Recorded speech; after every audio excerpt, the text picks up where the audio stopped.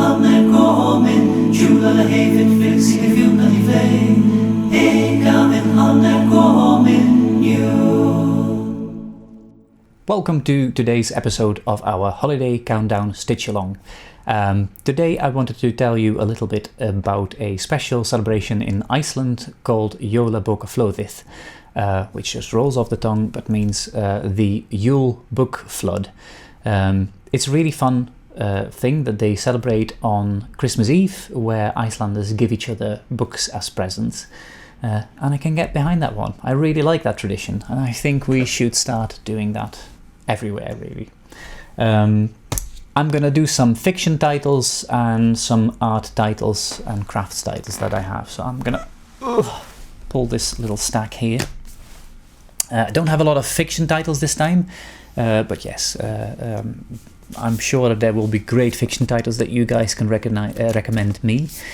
So yeah, do let me know in the comments below if you see titles that you really think me and other people should be reading. It's always really nice to go through the comments. So this one is translated in English as Hannah's Daughters, and it is by the Swedish author Marianne Fredriksson. It's called Anna, Hanna och Johanna, and it's a really beautiful book about 3 generations of women.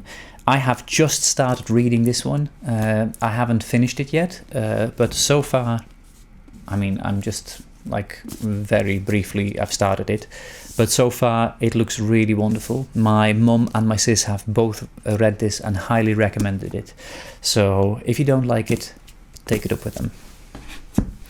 This is a beautiful book by Terje Vesaas, the Norwegian author. In a previous bit where I recommended books, I recommended his book The Ice Palace, which is still one of my favorite books that I have ever read. But this one is absolutely fantastic. It's called The Birds, has nothing to do with Tippi Hedren or Giant Seagull.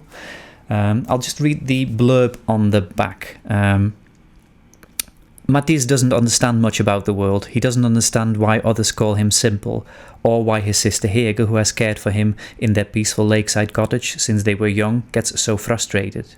But he knows that the woodcock, which starts to fly over their house every day, is a sign that something is about to change.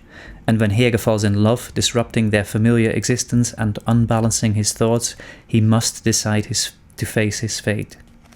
And it's just, yeah, it's beautiful. It's moving. It's atmospheric. I really love this book. So yes, if you get a chance, do look it up, whether it's a second-hand copy, a brand new one, or at your local library. Yes, brilliant title. Viking Art, a really beautiful book by Thames and Hudson.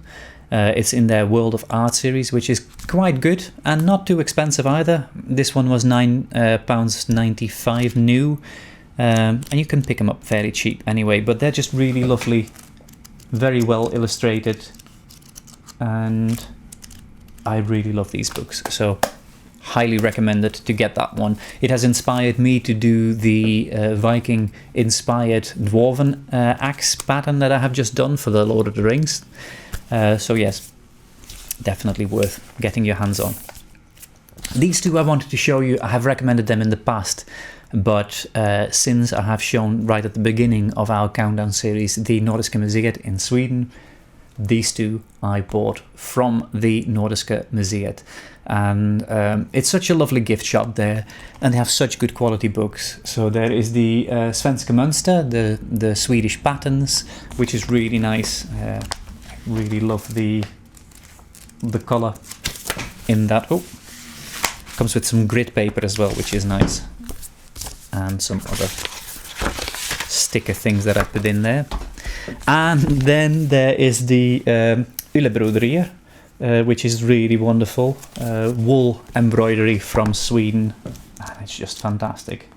I mean, you can literally just flip open this book anywhere and there will be some wonderful, pretty pictures to look at. So, Yule, and this is a book by Ann-Helene Olsen. And it's by Heemslöydens Verlag. Not sure if it's still in print.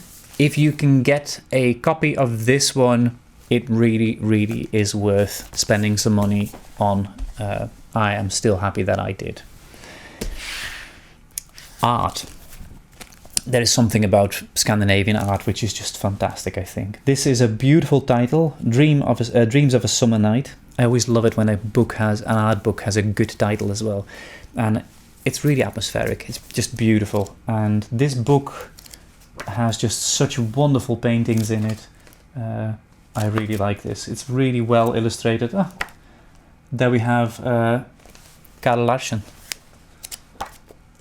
But it's just really wonderful, this book. And it introduced me to an artist whom I did not know. This one here, Hammerho. Hammerho is absolutely spectacular.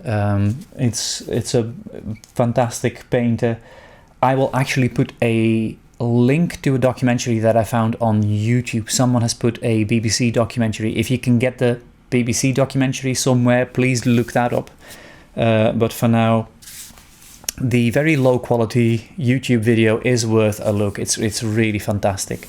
But he's a fantastic painter. I had never heard of him. Thanks to this book, I got obsessed, and I've been recommending this book to everyone that I know. It's just fantastic. When you have Carl Larsen's houses full of joy, happiness, colour and all of that, it's such an extrovert, sort of happy splash of youthful life that Larsen paints.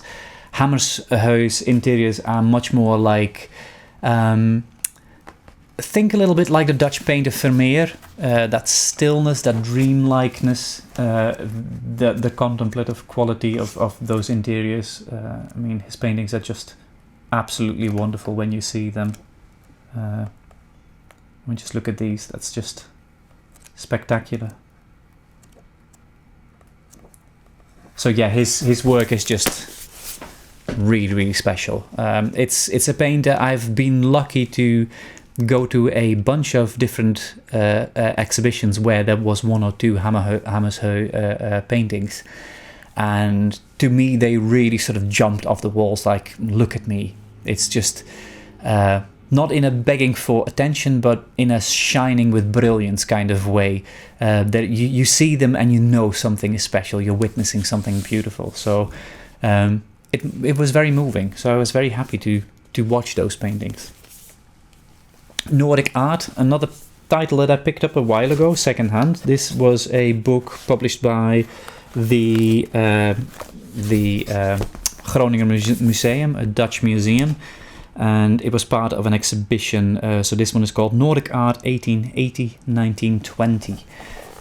I think this is going to be tricky to get outside of the Netherlands, to be honest with you, but it is a beautiful title, and I did want to share that one with you. If you find it, it is by a publisher called Hirmer, Hirmer, Nordic Art 1880-1920. So yeah, if you find yourself a not too expensive secondhand copy, treat yourself. It's worth it. Now this one was recommended to me by my friend Ruth from Crow's Feet Stitching, and we love geeking out about Scandinavian stuff and books and beautiful things.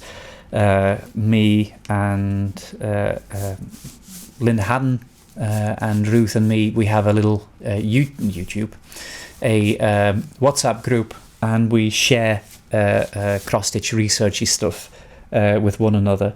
And this was a book that Ruth recommended me. She said it's really, really good, and it really is. It's a fantastic title. I mean, just look, flip it open and immediately some beautiful embroideries and things.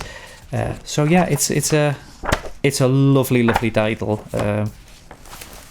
Look at that deer, beautiful. So yes, this one is fantastic, and it has a whole range of different crafts. It has wood carving crafts, it has textile crafts, knitting, embroidery, weaving, painting, name it, it's in here. It's a wonderful, wonderful title.